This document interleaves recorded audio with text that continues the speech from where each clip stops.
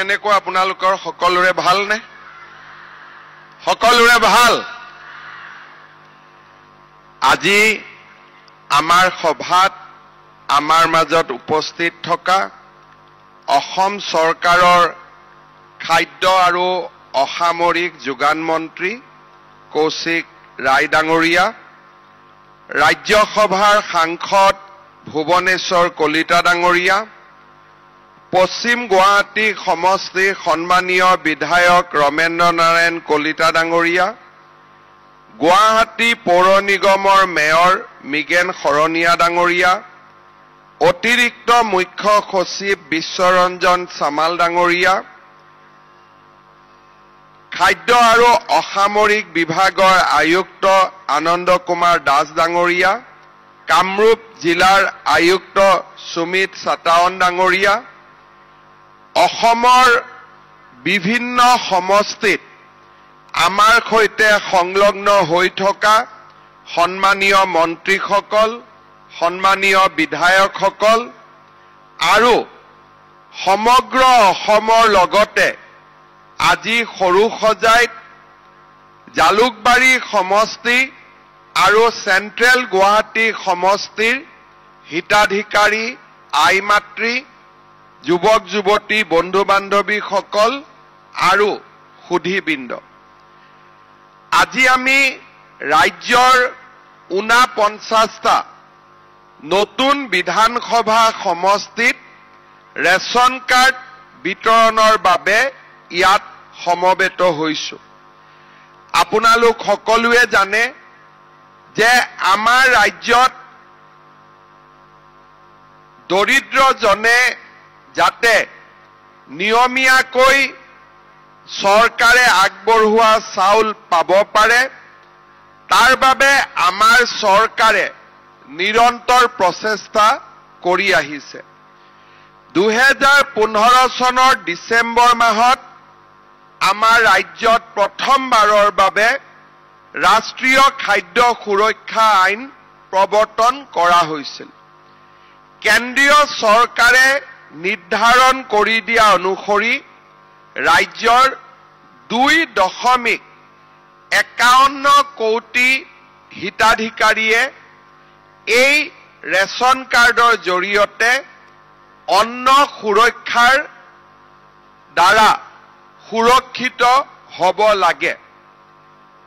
আৰু আমি যদি ইয়াক আৰু অলপ আগবঢ়াই লৈ যাওঁ, তেতিয়াহ'লে গাঁও অঞ্চলৰ 85% ৰাইজ আৰু চহৰ অঞ্চলৰ 60% ৰাইজৰ মাজত ৰেচন কাৰ্ড থাকিব লাগে।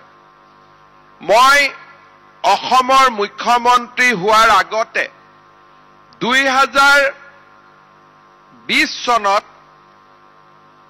বিটিএডি অঞ্চলত বিটিআৰৰ নিৰ্বাচনৰ পৰিপ্ৰেক্ষিতত মই সেই সমষ্টিবিলাকত সভা কৰিবলৈ গৈছিলোঁ আৰু তেতিয়া মই ৰাইজক বিভিন্ন সময়ত সুধিছিলোঁ যে আপোনালোকৰ ৰেচন কাৰ্ড আছে নে নাই। তেতিয়া ৰাইজৰ 50% লোকে হাত উঠাই কৈছিলে যে আমাৰ ৰেচন কাৰ্ড নাই। এই ঘটনাটো মই তামুলপুৰ জিলাতো দেখিছিলোঁ, বাক্সা জিলাতো দেখিছিলোঁ আৰু ওদালগুৰি জিলাতো দেখিছিলোঁ। আৰু সময়ে সময়ে আমাৰ ৰাজনৈতিক সভা সমিতিসমূহত গাঁৱৰ দুখীয়া ৰাইজে ৰেচন কাৰ্ড বিচাৰি আমাৰ ওচৰত আবেদন পত্ৰ দিয়াও আমি দেখা পাইছিলোঁ। তেতিয়া মই মনতে ভাবিছিলোঁ যে যদি গাঁৱৰ 85% লোকে ৰেচন কাৰ্ড পাব লাগে, তেতিয়াহ'লে ইমান মানুহে আমাক কিয় অভিযোগ কৰে যে ৰেচন কাৰ্ড আমাৰ লগত নাই বুলি। আপোনালোকৰ আশীৰ্বাদত মই মুখ্যমন্ত্ৰী হলো আৰু মুখ্যমন্ত্ৰী হৈয়ে প্ৰথম 3 মাহত আমি এটা সিদ্ধান্ত ললো যে যাৰ ৰেচন কাৰ্ড আছে তেওঁলোকে ৰেচনৰ যি খাদ্য সেই খাদ্য নিয়াৰ আগতে নিজৰ নামটো আধাৰ কাৰ্ডৰ লগত জড়িত কৰিব লাগিব আৰু প্ৰত্যেক মাহত ৰেচন কাৰ্ড নিউতে পৰিয়ালৰ মানুহে এটা মেচিনত ফিংগাৰপ্ৰিন্ট দি ই ৰেচন কাৰ্ড লৈ যাব লাগিব যেতিয়া আমি আধাৰৰ লগত এই ৰেচন কাৰ্ডখনক সংলগ্ন কৰি দিলো তেতিয়া আমাৰ ৰাজ্যত প্ৰায় 60 লাখ ৰেচন কাৰ্ড অতিৰিক্ত হৈ পৰিলে অৰ্থাৎ ইমান দিনে এই 60 লাখ ৰেচন কাৰ্ডৰ নামত প্ৰতি মাহত অহা 5 কেজি চাউল কোনোবা ব্যক্তিয়ে আমাৰ নামত লৈ আছিল এই ঘটনাটো 2021-22 চনতে আমাৰ চকুলৈ আহে তেতিয়া আমি লাহে লাহে ৰাজ্যত নিয়ম কৰিলো যে মেচিনত সহি মাৰিহে আমি 5 কেজি কৈ চাউল আমি ঘৰত লৈ যাব পাৰিম আজি আমাৰ অসমত এই যিমান মানুহে আমাক ৰেচন কাৰ্ড যাৰ ৰেচন কাৰ্ড আছে আৰু যোনে বিনামূলীয়া চাউল লয় তাৰে 97% 97 সংখ্যক মানুহে ৰেচন কাৰ্ডত চাউল লোৱাৰ আগতে মেচিনত নিজৰ আঙুঠি দি পেলাই আঙুলি দি পেলাই ল'ব লাগে তাৰ ফলত প্ৰায় 62 লাখ হিতাধিকাৰী আমাৰ এনেকুৱা ওলাল যোনে ৰেচন কাৰ্ডত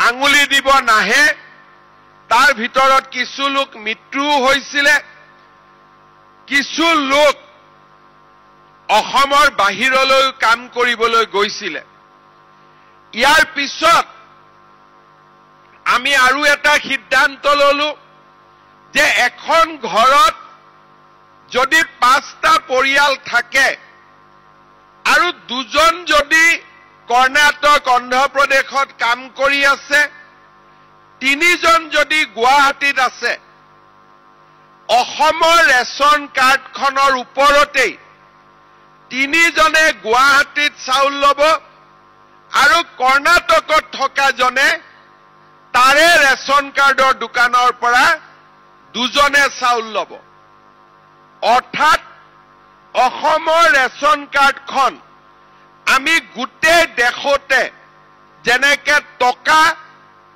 আমাৰ ইয়াতে গান্ধীৰ ফটো থকা টকা যেনেকে অসম আৰু ভাৰতৰ চুকে কোণে চলে তেনেকে আমাৰ ৰেচন কাৰ্ডখনো আমি গোটেই ভাৰতবৰ্ষতে প্ৰচলন কৰোৱালো এতিয়া যদি আজি ইয়াত উপস্থিত থকা কোনোবা এটা পৰিয়ালে কালি যদি কলিকতা দিল্লীলৈকে যায় কিন্তু তেওঁ অসমৰ ভোটাৰ চাকৰি সূত্ৰে কৰ্ম সূত্ৰে পৰিয়ালৰ ডাঙৰ ল'ৰাজন সৰু ল'ৰাজন যদি অন্ধ্ৰপ্ৰদেশত যায় অসমত থকা পৰিয়ালটো আৰু অন্ধ্ৰপ্ৰদেশত থকা পৰিয়ালৰ 2জন সদস্যই নিজৰ ৰেচনটো ভগাই ল'ব পাৰিব তাৰে ৰেচনৰ দোকানীয়ে 2জনক ৰেচন দিব আৰু 3জনক ৰেচন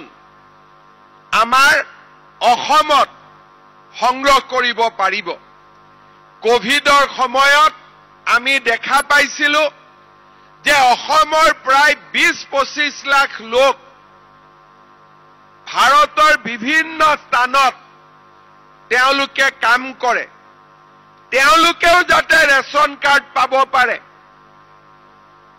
আৰু চাউল পাব পাৰে অসমৰ ৰেচন কাৰ্ডখন আমি গোটেই ভাৰতবৰ্ষতে প্ৰচলন কৰোৱালো ঠিক তেনেকে বিহাৰত যদি কোনোবাই 2জন থাকে, বিহাৰত 3জন থাকে, এই 2জনীয়া পৰিয়ালে অসমত ৰেচন ল'ব পাৰিব, 3জনে বিহাৰত ৰেচন ল'ব পাৰিব।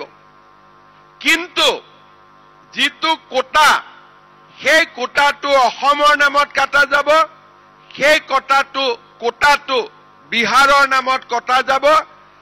কোনো অন্ধ্ৰপ্ৰদেশত চাউল ল'লেও FCI অসমৰ পৰা চাউলটো কাটি দিব, আৰু কোনোবা বিহাৰ উৰিষ্যাৰ মানুহে অসমত চাউল ল'লেও বিহাৰ আৰু উৰিষ্যাৰ কোটাৰ পৰা কাটি দিব। তাক অসমৰ চাউল বা অসমীয়া মানুহৰ চাউল আন ৰাজ্যয়ো আমাক নিদিয়ে, আৰু আমিও আন ৰাজ্যৰ চাউল নিদিওঁ। ইয়াৰ ফলত one nation one ration card আমি যোৱা 3টা বছৰত প্ৰৱৰ্তন কৰিলো। ইয়াৰ পিছত তৃতীয়টো এটা অসুবিধা আমি দেখা পাইছিলো যে ৰেচনৰ দোকানীবিলাকে চাউল 25 তাৰিখে আনে, 28, 29, 30, 1, 2, 3 এই সময়খিনি দি থাকে। আৰু যেতিয়া মানুহে চাউল বিচাৰি যায় তেতিয়া মানুহক কয় যে আপুনিতো জানুৱাৰীত চাউল পালেই। কিন্তু এইটো মানুহজনেও বুজি নাপায়, দুখীয়া মানুহজনে, যে মই আচলতে ডিচেম্বৰৰ চাউলটোহে জানুৱাৰীত পাইছো, জানুৱাৰীৰ চাউলটো মই পোৱাই নাই। কিছু আজিৰ পৰা এবছৰ আগতে মই ঢেকিয়াজুলিত গৈছিলো, ৰাইজে মোক কমপ্লেইন দিছিলে যে এনেকে প্ৰত্যেক মাহত আমি 9 মাহ 10 মাহে চাউল পাওঁ, 2 মাহ চাউল নোহোৱা হৈ যায়। এতিয়া আমি সিদ্ধান্ত ললো যে চাউল 1 তাৰিখৰ পৰা 10 তাৰিখৰ ভিতৰতে ৰাইজে ল'ব, আৰু 10ৰ পিছত কোনেও চাউল নলয়, যাতে মাহটো 2টা মাহৰ চাউল 2 মাহতে ৰাইজে পায়, 1টা মাহৰ চাউল যাতে 2 মাহত বিভক্ত কৰি নিদিয়ে। এনেবোৰ ব্যৱস্থা লোৱাৰ ফলত আৰু চহী মাৰি লোৱাৰ ফলত, মেচিনৰ লোৱাৰ ফলত এতিয়া অসমত 5 কেজি চাউল 5 কেজি পায়। ৰেচন কাৰ্ড কোনো ধৰণৰ ভুৱা মানুহৰ হাতত ৰেচন কাৰ্ড নাই, আৰু দৰিদ্ৰজনে নতুনকৈ যাৰ ঘৰত ৰেচন কাৰ্ড নাছিল সি ৰেচন কাৰ্ড পাবলৈ সক্ষম হৈছে। যোৱা সময়ছোৱাত আমি আপোনালোকক জনাব খোজো যে এই ব্যৱস্থাৰ ফলত অতিৰিক্তকৈ যি ৰেচন কাৰ্ড আমাৰ হাতত আহিলে, এই ৰেচন কাৰ্ডৰ সুযোগ লৈ এই বছৰৰ আৰু 23-24 চনত আমি অসমত 42 লাখ আৰু তাৰ পিছত 10 লাখ 52 লাখ লোকক আমি নতুনকৈ ৰেচন কাৰ্ড দিবলৈ সক্ষম হৈছো। যোৱা কেইদিনমান আগতে কেবিনেটত আমি সিদ্ধান্ত লৈছিলো যে আৰু 20 লাখ লোকক আমি ৰেচন কাৰ্ড দিম, আৰু সেই 20 লাখ ৰেচন কাৰ্ড আমি অসমৰ সকলো সমষ্টিতে সমভাৱে বিতৰণ কৰিছিলো, যাতে কোনো মানুহ ৰেচনৰ পৰা বঞ্চিত হৈ থাকিব নালাগে। আজি মই গৌৰৱ অনুভৱ কৰো যে আজিৰ এই দিনটোত অসমৰ 50টা বিধানসভা সমষ্টিত 7 লাখ লোকে নতুনকৈ ৰেচন কাৰ্ড পাব, আৰু 7 লাখ মানুহে ৰেচন কাৰ্ড পোৱা মানে আপোনালোকে অনুভৱ কৰক যে 7 × 5 35 লাখ কেজি চাউল নতুনকৈ দুখীয়া মানুহৰ ঘৰত প্ৰৱেশ কৰিব। আপোনালোকে চিন্তা কৰক, এই যে 7 লাখ মানুহে এই মুহূৰ্ততে ৰেচন কাৰ্ড পাব, প্ৰত্যেকৰ নামত 5 কেজি চাউল আছে, তাৰ মানে এই মাহতেই 35 লাখ চাউল আমাৰ দুখীয়া দৰিদ্ৰ মানুহে এই ডিসেম্বৰ মাহতে লৈ যাব পাৰিব।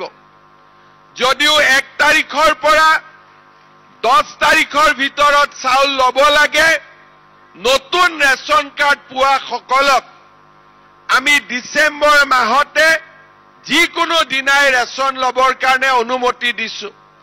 আজি আপোনালোকে কাৰ্ডখন লৈ গলে ডিসেম্বৰত এটা কিস্তিৰ চাউল পাব আৰু জানুৱাৰী মাহত 1 তাৰিখৰ পৰা 10 তাৰিখে, ফেব্ৰুৱাৰীত 1ৰ পৰা 10 তাৰিখে 5 কেজিকৈ চাউল জনসংখ্যা অনুসৰি লাভ কৰি গৈ থাকিব। আৰু এই মাহৰে 22 তাৰিখে আমি আৰু এটা অনুষ্ঠান কৰি অসমৰ বাকি থকা 76টা সমষ্টিটো আমি ৰেচন কাৰ্ড দিয়াৰ ব্যৱস্থা কৰিম আৰু এই মাহৰ ভিতৰতে 19,92,167 গৰাকী নতুন লোকে ৰেচন কাৰ্ড পাব। আৰু যদি 5 কেজিকৈ চাউল ধৰো, এই 20 লাখ মানুহে 5 কেজিকৈ চাউল পালে 1 কোটি কেজি আমাৰ চাউল আমাৰ মানুহৰ পৰিয়ালৰ ঘৰত এই মাহতে প্ৰৱেশ কৰিব। আৰু 1 পইচা নিদিয়াকৈ এই চাউল আমি পাম। আৰু এই চাউল আমাক কোনে দিছে? প্ৰধানমন্ত্ৰী নৰেন্দ্ৰ মোদী ডাঙৰীয়াই আমাক বিনামূলীয়াকৈ এই চাউল যোগান ধৰিছে। শ্ৰদ্ধা ৰাইজ, আগতেও অসমত ৰেচন কাৰ্ড আছিল, কিন্তু কংগ্ৰেছৰ দিনত 60 লাখ ভুৱা ৰেচন কাৰ্ড মানুহৰ মাজত বিতৰণ কৰা হৈছিল। তাৰ মানে কংগ্ৰেছৰ শাসনকালত 60 লাখ পৰিয়ালৰ পৰা পাবলগীয়া চাউল কোনোবাই মুখৰ পৰা কাঢ়ি লৈ গৈছিল, কোনোবাই এই চাউলেৰে ধনী মানুহ হৈছিল। কিন্তু আজি অসমত এই বিজেপি চৰকাৰ থকাৰ বাবে আমি দুখীয়া আৰু দৰিদ্ৰজনৰ সেৱা কৰাৰ ব্যৱস্থা কৰাৰ বাবে আজি সৰ্বমুঠ ছেপ্টেম্বৰৰ পৰা জানুৱাৰীৰ পৰা আজিলৈকে 60 লাখ পৰিয়ালে ৰেচনৰ চাউল পাবলৈ সক্ষম হৈছে। আজি আপোনালোকে চিন্তা কৰক, এই ৰেচন কাৰ্ড দিয়াৰ পিছত আমি আৰু 2টা নতুন সিদ্ধান্ত ললো। এটা হল যে যদি ৰেচন কাৰ্ড আছে, সেই পৰিয়ালটোৱে প্ৰধানমন্ত্ৰীৰ আয়ুষ্মান ভাৰত আৰু মুখ্যমন্ত্ৰীৰ আয়ুষ্মান ভাৰতৰো কাৰ্ড পাব। আৰু যদি কাৰ্ড কিবা কাৰণত মই পোৱাও নাই, ৰেচন কাৰ্ডখন দেখুৱালে মেডিকেল কলেজ হস্পিটালত আমি বছৰি 5 লাখ টকা পৰ্যন্ত বিনামূলীয়া চিকিৎসা পাম। শ্ৰদ্ধা ৰাইজ, ৰেচন কাৰ্ডখন থকাৰ কাৰণে এতিয়াৰ পৰা আমি উজ্বলা গেছ পাবলৈ সক্ষম হ'ম। আৰু আটাইতকৈ ডাঙৰ কথা, আমি দৌৰা দৌৰিকৈ আপোনালোকক মাতি আনি ৰেচন কাৰ্ডখন দিয়াৰ আৰু এটা মূল উদ্দেশ্য হ'ল যে আজিৰ পৰা 28 তাৰিখলৈকে অসমত অৰুণোদয় হিতাধিকাৰী আমি নিৰ্বাচন কৰিম। এইবাৰ অৰুণোদয় হিতাধিকাৰীজন যাতে ভুৱা হ'ব নোৱাৰে তাৰ বাবে অৰুণোদয়ক আমি ৰেচন কাৰ্ডৰ লগত জড়িত কৰিছো। আজি এই 20 লাখ মানুহে ৰেচন কাৰ্ড পোৱাৰ বাবেই 15ৰ পৰা 28 তাৰিখলৈকে যি অৰুণোদয় হিতাধিকাৰী নিৰ্বাচনৰ বাবে গাঁও সভা অনুষ্ঠিত হ'ব, তাতেও আপোনালোকে নিজৰ নাম লিখুৱাব পাৰিব, আপোনালোকে নিজৰ নাম দিব পাৰিব। আগতে যি অৰুণোদয় পাই আছিলে সেই অৰুণোদয়ৰ ব্যৱস্থা আজিৰ পৰা পৰিৱৰ্তন হ'ব। আগতে অৰুণোদয় পাবৰ কাৰণে ৰেচন কাৰ্ড নালাগিছিল। আজিৰ পৰা যি নতুন নিৰ্বাচন হৈ আছে তাত অৰুণোদয় পাবৰ কাৰণে ৰেচন কাৰ্ডৰ প্ৰয়োজন হ'ব। আজি আপোনালোকে যি ৰেচন কাৰ্ড পাব, গাঁও সভাত আপোনালোকৰ নাম অন্তৰ্ভুক্ত হোৱাৰ লগে লগে আপোনালোকৰ পৰিয়ালটোৰ সবিশেষ আমি ৰেচন কাৰ্ড নম্বৰৰ জৰিয়তে আমি লাভ কৰিম। কোনোবাই যদি ৰেচন নলয় তেতিয়া আমি বুজি পাম যে এই অৰুণোদয় হিতাধিকাৰীজনৰ মৃত্যু হৈছে, কাৰণ যোৱা 4 মাহ তেওঁ ৰেচন লোৱা নাই। তেতিয়া চৰকাৰৰ টকাও আমাৰ বাচিব, তেওঁলোকৰ নামত আমি অৰুণোদয় নপঠালেও হ'ব। আৰু সময়ে সময়ে ৰেচন কাৰ্ডত থকা নাম আৰু ঠিকনাৰ সুবিধা লৈ আমি আপোনালোকক টেলিফোন কৰি সুধি থাকিব পাৰিম যে আপোনালোকৰ একাউণ্টত অৰুণোদয় জমা হৈ আছে নে নাই। আগতে আমাৰ অৰুণোদয় অসমৰ প্ৰতিটো সমষ্টিতে 22,000 বেনিফিচিয়াৰী আছিল আৰু এই 15ৰ পৰা 28 তাৰিখৰ ভিতৰত নতুনকৈ আমি প্ৰতিটো সমষ্টিতে 8ৰ পৰা 10,000 আৰু নতুন পৰিয়ালক আমি অৰুণোদয় আঁচনি দিম। ইয়াৰ ফলত আগতে আমাৰ ৰাজ্যত 27 লাখ লোকে অৰুণোদয় আঁচনি পাই আছিল। এতিয়া আমাৰ অৰুণোদয় আঁচনি পোৱা লোকৰ সংখ্যা প্ৰায় মোটামুটি 40 লাখ পৰিয়ালে অৰুণোদয় পোৱা আৰম্ভ হ'ব। আপোনালোকে চিন্তা কৰক, এটা পৰিয়ালত যদি 5 জন সদস্য থাকে, 40 লাখ লোকে অৰুণোদয় পালে 2 কোটি অসমৰ পৰিয়ালৰ দৰিদ্ৰতা নিৰ্মূলৰ ক্ষেত্ৰত এই টকা প্ৰতিটো পৰিয়াল 40 লাখ পৰিয়াল আৰু 2 কোটি ব্যক্তিৰ পৰিয়ালত এই ধন যোৱা আৰম্ভ কৰিব। মই আশা কৰোঁ যে আমাৰ সমগ্ৰ ৰাজ্যতে আজিৰ পৰা আৰম্ভ হোৱা অৰুণোদয় পষেকত যাতে সকলোজন নাগৰিকে অংশগ্ৰহণ কৰে আৰু অৰুণোদয় আঁচনিৰ সুবিধা লবৰ বাবে আগবাঢ়ি আহে।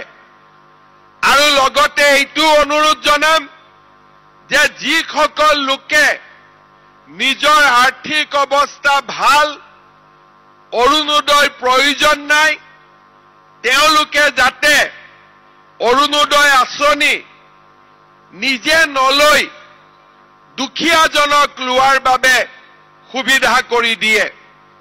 ইয়াৰ উপৰিও আমাৰ এই যে ৰেচন কাৰ্ড আগতে মাষ্টাৰ ৰোলৰ কৰ্মচাৰীয়ে নাপাইছিলে, দৈনিক ৱেজ আৰ্ণাৰে নাপাইছিলে কেন্দ্ৰীয় আৰু ৰাজ্য চৰকাৰৰ চতুৰ্থ বৰ্গৰ কৰ্মচাৰীয়ে অৱসৰ পোৱাৰ পিছত নাপাইছিলে ঠিকা ভিত্তিক কৰ্মচাৰীসকলেও অৱসৰ পোৱাৰ পিছত নাপাইছিলে আজি আমি ৰেচন কাৰ্ড এই সকলোবোৰ পৰিয়ালক আমি দিয়াৰ ব্যৱস্থা কৰিছো যাতে চাউলটোৰ লগতে দুখীয়া লোকে বিপদে আপদে মেডিকেল কলেজত গলে হস্পিটালত গলে যাতে ট্ৰিটমেণ্টৰ টকা দিব নালাগে 5 লাখ টকালৈকে যাতে তেওঁলোকে বিনামূলীয়া চিকিৎসা লাভ কৰিব পাৰে শ্ৰদ্ধাৰ ৰাইজ ইয়াৰ উপৰিও ৰেচন কাৰ্ডে হওক অৰুণোদয় হওক আয়ুষ্মান ভাৰতে হওক আমি বৃদ্ধাশ্ৰম অনাথ আশ্ৰমত থকা আই মাতৃ আৰু শিশুসকলকো দিয়াৰ আমি ব্যৱস্থা কৰিছো যাতে বৃদ্ধাশ্ৰমত থকা আমাৰ পিতৃ মাতৃ সকলো চৰকাৰী আঁচনিৰ পৰা বঞ্চিত হৈ থাকিব নালাগে শ্ৰদ্ধাৰ ৰাইজ আগতেও অসমত চৰকাৰ আছিলে চৰকাৰ আহিছে আৰু চৰকাৰ গৈছে কিন্তু দুখীয়া দৰিদ্ৰ মানুহৰ বাবে এনে ধৰণে চিন্তা কৰি কৰি আঁচনি ৰাইজৰ ওচৰলৈ কোনেও লৈ অহা নাছিলে প্ৰথমতে ৰেচন কাৰ্ডখন থাকিলে অৰুণোদয় থাকিলেই আমাৰ প্ৰধানমন্ত্ৰীৰ আয়ুষ্মান ভাৰত অৰ্থাৎ আজি এখন ৰেচন কাৰ্ডৰ জৰিয়তে আজি আমি ইমানবোৰ সুবিধা লাভ কৰিব পাৰো কংগ্ৰেছৰ দিনত অসমৰ মাতৃসকলে অৰুণোদয়ো নাপাইছিলে ভুৱা ৰেচন কাৰ্ড আছিলে আয়ুষ্মান ভাৰতৰ কাৰ্ডো নাপাইছিলে কি পাইছিলে লুঙি ধুতি সূতা আৰু কম্বল এইটোৱে কংগ্ৰেছে আমাক দিছিলে হয়নে নহয় আজি আমি লুঙি ধুতি সূতা কম্বলৰ পৰিৱৰ্তে আজি আমি Orunodoi ration card Ayushman Bharat Ujjwala gas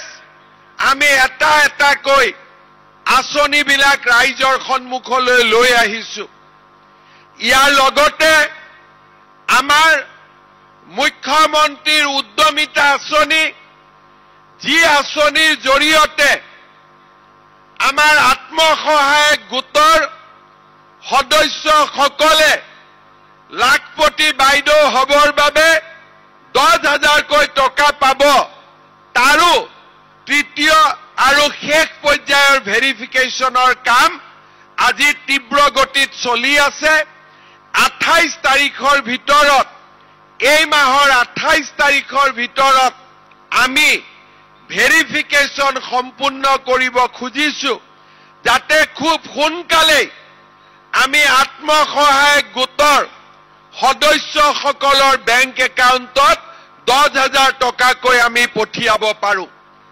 শ্ৰদ্ধাৰ ৰাইজ ইয়াৰ উপৰিও আমি আৰু কেইটামান দিশ পৰীক্ষা কৰি আছো আমাৰ ৰেচন কাৰ্ডত আমি বিনামূলীয়াকৈ চাউল দিওঁ কিন্তু ৰেচন কাৰ্ডৰ লগতে বিনামূলীয়াকৈ নহলেও বজাৰৰ পৰা কিছু কম দামত আমি দালি আৰু চেনিও দিব পাৰো নেকি তাৰ বিষয়েও আমি চিন্তা চৰ্চা কৰি আছো আমি ভাবিছো যে আমি যদি 4 জনীয়া এটা পৰিয়ালক অন্তত 1 কেজি দালিও বজাৰতকৈ যদি 25-30 টকা কম দামত দিব পাৰো বিনামূলীয়া চাউল আৰু কম দামৰ দালিৰে আমাৰ পৰিয়ালটো যথেষ্ট উপকৃত হ'ব পাৰে তেনেকৈ চেনিৰ যদি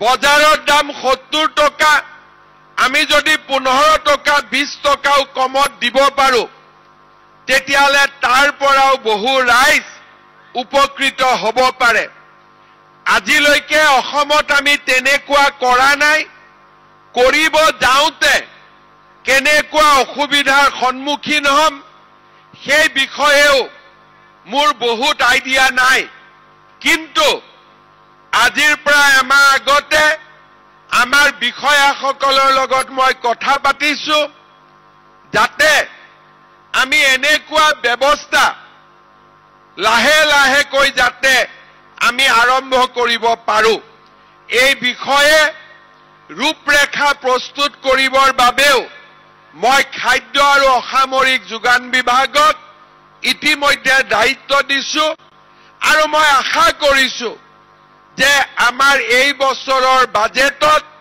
এই বিষয়ে আমি কি কৰিব পাৰো তাৰ উল্লেখো আমি কৰিব পাৰিম শ্ৰদ্ধাৰ ৰাইজ অসমৰ দুখীয়া দৰিদ্ৰজনৰ বাবে আমি আমাৰ যি সেৱা সেই সেৱা আমি অব্যাহত ৰাখিছো চৰকাৰী চাকৰিয়ে হওক দৰিদ্ৰজনৰ সেৱাই হওক মুখ্যমন্ত্ৰীৰ উদ্যমিতা আঁচনিয়ে হওক আত্মনিৰ্ভৰ অসম আঁচনিয়ে হওক আমি আমাৰ ৰাজ্যখনত দুৰ্নীতি আৰু পক্ষপাতমূলক ব্যৱস্থাৰ পৰিৱৰ্তে অতি স্বচ্ছতাৰে ৰাইজক সেৱা কৰিবৰ বাবে আমি আমাৰ প্ৰচেষ্টা অব্যাহত ৰাখিছো মই বহুত দীঘলীয়াকৈ নকওঁ এটা আপোনালোকক উদাহৰণ দিম যোৱা পৰহি দিনাখন মই যোৰহাটত আছিলো যোৱা কালিও মই গোলাঘাটত আছিলো তাতো মই এই কথাটো উল্লেখ কৰিছিলো অসমত আগতেও চৰকাৰ আছিল আৰু ভৱিষ্যতেও চৰকাৰ থাকিব আগতে যেতিয়া লোকসেৱা আয়োগৰ পৰীক্ষা ৰিজাল্ট দিছিল এচিএছৰ ৰিজাল্ট দিছিল এপিএছৰ ৰিজাল্ট দিছিল মিঠাই কাৰ ঘৰত খাইছিলে মই মন্ত্ৰীৰ নাম নকওঁ মনত দুখ পাব সেই সময়ৰ কংগ্ৰেছ দলৰ ডাঙৰ ডাঙৰ মন্ত্ৰীৰ জোৱায়েক বোৱাৰীয়েক খুলখালিয়েকে এই এপিএছচিৰ চাকৰি পাইছিলে পৰীক্ষাত মেট্ৰিকত ফাৰ্ষ্ট ডিভিজনো নাই হায়াৰ ছেকেণ্ডাৰীটো ভাল ৰিজাল্ট নাই তৃতীয় শ্ৰেণীত উত্তীৰ্ণ হোৱা ব্যক্তিয়েও কোনোবা বিষয়াৰ যদি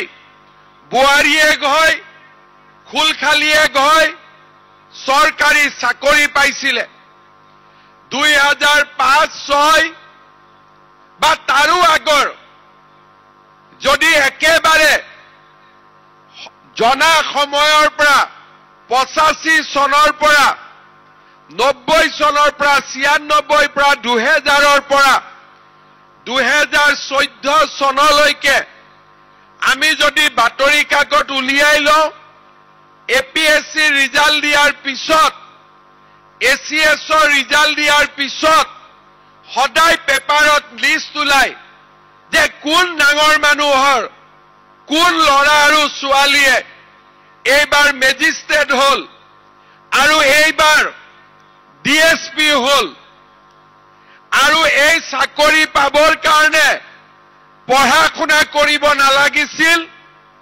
তৰুণ গগৈ কংগ্ৰেছ দলৰ চৰকাৰ থকাৰ সময়ত এপিএছচিত ৰাকেশ পাল নামৰ ডাঙৰ অজগৰ সাপ এডাল থৈ দিছিলে আপুনি 1 কোটি দিয়ক 50 লাখ টকা দিয়ক চৰকাৰী চাকৰি লৈ যাওক আৰু সেই কাৰণে ৰিজাল্ট দিয়াৰ সময়ত এই অজগৰ সাপডালে কিমান টকা খালে কিমান টকা চাকৰি পালে তাৰ ওপৰত আলাপ আলোচনা আৰম্ভ হৈছিল কিন্তু আজি যোৱা 10 দিন আগত এপিএছচি ৰিজাল্ট দিলে আপোনালোকৰ আশীৰ্বাদত আজি আমি এনেকুৱা এটা পৰিৱেশ নিৰ্মাণ কৰিলো যে মোক আটাইতকৈ বেয়া পোৱা টিভি ষ্টেচনৰ মালিকেও টিভিত লিষ্ট দিব লাগে যে কোন তৰকাৰী বেপাৰী লৰাই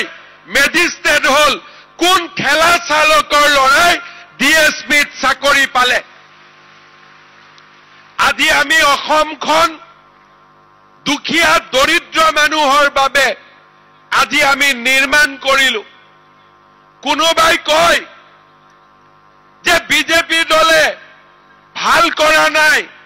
মই তেওঁলোকক এটাই কথা কম, মোৰ এইখন হাতেদি মই মুখ্যমন্ত্ৰী হোৱাৰ পিছত 1.5 লাখ ল'ৰাক চাকৰি দিলো, আৰু মই যদি 1 লাখ টকাকৈ ললোহেঁতেন মই 1500 কোটি টকা মোৰ ঘৰত মই জমা কৰিব পাৰিলোহেঁতেন, আৰু চাকৰিৰ কাৰণে মাত্ৰ 1 লাখ টকা দিবৰ বাবে কোনেও আপত্তিও নকৰিলেহেঁতেন। কিন্তু আজি চাকৰি কোনে পায় অসমত? ঠেলাৱালাৰ ল'ৰা, ৰিক্সা চালকৰ ল'ৰা, গাঁৱৰ বিধৱা মানুহৰ ল'ৰা, আৰু কষ্ট কৰি কাম কৰি ঘৰৰ আধা পেটত খাই স্কুললৈ যোৱা দুখীয়া মানুহৰ পৰিয়ালে আজি অসমত চৰকাৰী চাকৰি পায়। যি চাকৰি যোৱা কালিলৈ আমি কল্পনা কৰিব পৰা নাছিলো, আজি তেনেকুৱা পৰিয়ালৰ ল'ৰা ছোৱালীয়ে চৰকাৰী চাকৰি পায়। এপিএছচিত বহি থকা অজগৰক লৈ আহি আমি চিৰিয়াখানাত তালা মাৰি বন্ধ কৰি দিলো, যাতে কোনো দুখীয়া মানুহৰ টকা তেওঁলোকে খাব নোৱাৰে। ইয়াৰ ফলত কি লাভ হৈছে? যাৰ ঘৰত চাকৰি পাইছে ভাল কথা, কিন্তু যাৰ ঘৰত স্কুলত ল'ৰা ছোৱালী পঢ়িব যায় তাৰো মনত এতিয়া এটা আশাৰ সৃষ্টি হৈছে যে দিল্লীত নৰেন্দ্ৰ মোদী আছে, অসমত হিমন্ত বিশ্ব শৰ্মা আছে, বিজেপিৰ চৰকাৰ আছে, টকা পইচাৰে চাকৰি নহয়, মই পঢ়া শুনা কৰি চাকৰি পাব পাৰিম, মোৰ দেউতা মাৰ নাম উজ্বলাই তুলিব পাৰিম। আজি যিসকলে আমাৰ চৰকাৰক সমালোচনা কৰে তেওঁলোকক মই এটা কথা কব খোজো যে যোৱা ৭৫ বছৰত কোনো মুখ্যমন্ত্ৰীয়ে ৰাজনীতিৰ পৰা দূৰত গৈ এটকাও টকা হাতত নোলোৱাকৈ চৰকাৰী চাকৰি দিব পাৰিছিল, এই কথা অসমৰ ইতিহাসে নকয়। কোনোবাই যদি টকা লোৱা নাছিল, ৰাজনৈতিকভাৱে চাকৰি দিছিল, কিন্তু এইখন চৰকাৰে টকাও লোৱা নাই, ৰাজনীতিও কৰা নাই। অসমৰ চৰকাৰী চাকৰি জগতখনলৈ নিৰ্মল গংগাক নমাই আনি অসমৰ ৰাইজৰ সেৱাত আমি নিজকে নিয়োগ কৰিছো। আৰু সেইবাবে আজি কেতিয়াবা সমালোচকসকলে যেতিয়া মোক সমালোচনা কৰে তেতিয়া মই তেওঁলোকক কওঁ যে মাহৰ 10 তাৰিখে যেতিয়া বন কৰা মানুহজনীৰ ঘৰত, বিধৱা মানুহজনীৰ ঘৰত, যেতিয়া দিব্যাংগ মানুহজনৰ ঘৰত 1250 টকা কোনো দালাল নোহোৱাকৈ বেংক একাউণ্টত সোমাই, সেই 40 লাখ মানুহৰ আশীৰ্বাদে আমাক ইমান শক্তি দিয়ে যে সমালোচনা আৰু আমাক বেয়া পোৱা মানুহক নিজে নিজে এই আশীৰ্বাদে আঁতৰাই লৈ যায় আৰু আমাক আগুৱাই যাবলৈ নতুন শক্তি দিয়ে। শ্ৰদ্ধাৰ ৰাইজ, আজিৰ দিনটো তেনেকুৱা এক পুণ্যৰ দিন। 7 লাখ লোকে আজিৰ পৰা খাবলৈ বিনামূলীয়াকৈ অন্ন পাব, মেডিকেলত ট্ৰিটমেণ্টৰ বাবে মাহত বছৰত 5 লাখ টকাকৈ চৰকাৰৰ পৰা বিনামূলীয়াকৈ পাব। মই আশা কৰোঁ আমাৰ দৰিদ্ৰজনে, আমাৰ মধ্যবিত্ত সমাজখনে প্ৰধানমন্ত্ৰী নৰেন্দ্ৰ মোদী ডাঙৰীয়াক আশীৰ্বাদ কৰিব, বিজেপি দলক আশীৰ্বাদ কৰিব, যাতে আমি এনেকৈ অসমৰ ৰাইজৰ বাবে সেৱা আগবঢ়াই থাকিব পাৰোঁ, অসমখনক ভাৰতৰ 5খন সৰ্বশ্ৰেষ্ঠ ৰাজ্যৰ ভিতৰত আমি নিৰ্মাণ কৰিব পাৰোঁ। পুনৰ এবাৰ মই কামৰূপ মহানগৰ জিলাৰ আজিৰ এই অনুষ্ঠানত উপস্থিত ৰাইজ আৰু অসমৰ 49টা সমষ্টিত আমাৰ লগত জড়িত হৈ থকা, ভাৰ্চুৱেলি আৱাসীয়ভাৱে আমাৰ লগত জড়িত হৈ থকা সকলো ৰাইজৰ শ্ৰীচৰণত সেৱা জনাই আপোনালোকক নতুন বছৰৰ 2025 চনৰ নতুন বৰ্ষৰ বহুত বহুত শুভেচ্ছা জনাই মই মোৰ বক্তব্যৰ সামৰণি মাৰিছো। জয় হিন্দ, বন্দে মাতৰম। ধন্যবাদ মহাশয়। সমাজৰ সকলো শ্ৰেণীৰ লোকৰ বাবে সমানে চিন্তা কৰা অনুভৱী নেতা হিচাপে আপোনাৰ প্ৰতি অসমবাসী চিৰকৃতজ্ঞ হৈ থাকিব। শ্ৰদ্ধেয় সুধীবৃন্দ, আমি এতিয়া আজিৰ অনুষ্ঠানৰ মূল কাৰ্যসূচীলৈ আগবাঢ়িবলৈ লৈছো। আজি এই মঞ্চত দুয়োটা সমষ্টিৰে কেইগৰাকীমান হিতাধিকাৰীক আনুষ্ঠানিকভাৱে ৰেচন কাৰ্ড প্ৰদান কৰা হ'ব। মই অসমৰ মাননীয় মুখ্যমন্ত্ৰী ডক্টৰ হিমন্ত বিশ্ব শৰ্মাদেৱক এই কাৰ্য সম্পন্ন কৰিবলৈ অনুৰোধ জনাইছো। এতিয়া আমি প্ৰথমে আহিছো 37 নম্বৰ জালুকবাৰী বিধানসভা সমষ্টিলৈ। প্ৰথমে 23 নম্বৰ ৱাৰ্ডৰ গণেশপাৰাৰ শ্ৰীমতী বিহুতি বড়োক আগবাঢ়ি আহিবলৈ অনুৰোধ জনাইছো।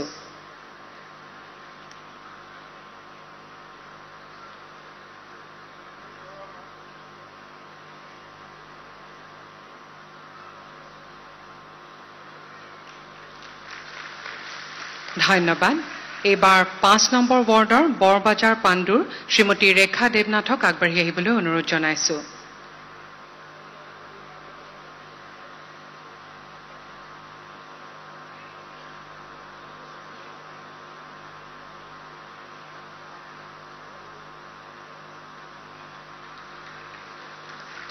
ধন্যবাদ।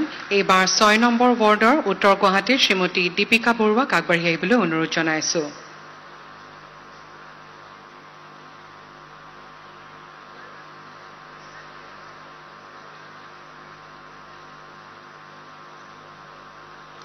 ধন্যবাদ।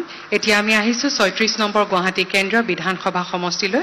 প্ৰথমে 13 নম্বৰ ৱাৰ্ডৰ শান্তিপুৰৰ শ্ৰীমতী অবলা ঠাকুৰীয়াক আগবাঢ়ি আহিবলৈ অনুৰোধ জনাইছো।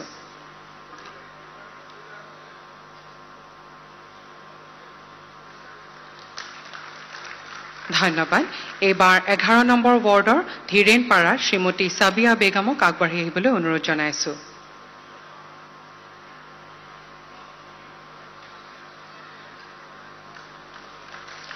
ধন্যবাদ। এইবাৰ ৰূপনগৰৰ Assam child and women welfare ছ'চাইটিৰ কৰিশ্মা কাশ্যপক আগবঢ়াই আনিবলৈ অনুৰোধ জনাইছো।